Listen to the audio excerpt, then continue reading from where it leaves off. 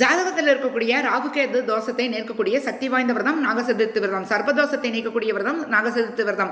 நாகசதுர்த்தி நாளில் ஒரு பொண்ணு தன்னுடைய அண்ணன்கள் எல்லாம் வயல்ல வேலை செஞ்சுட்டு இருக்காங்க அப்படின்னு சொல்லிட்டு சாப்பாடு செஞ்சு கொண்டு போனாங்களாம். சாப்பாடு செஞ்சு கொண்டு போய் அங்கே பார்க்குறப்ப அவங்க அண்ணன் எல்லாம் இறந்து கிடந்தாங்களாம். உடனே அந்த பொண்ணு பார்வதி தேவியை நினைச்சு தவம் இருந்தாங்களாம். பார்வதி தேவி வந்து இன்னைக்கு நாகசதுர்த்தி, தெரியாம உங்க அண்ணன் எல்லாம் நிலத்தை உழுதுட்டாங்க, நிறைய பாம்புகள் செத்துருச்சு, அதனால இந்த விரதம் இருந்தே அப்படின்னா உடனே உங்க அண்ணன் எல்லாம் உயிரோட வந்துருவாங்க அப்படின்னு சொல்லிட்டாங்களாம்.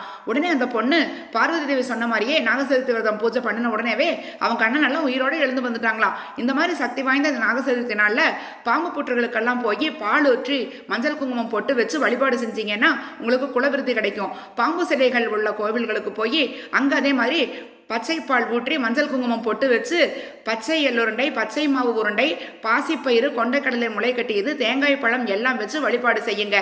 மென்மேலும் குலவிருத்தி கிடைக்கும், நல்ல ஒரு பலன்கள் கிடைக்கும்.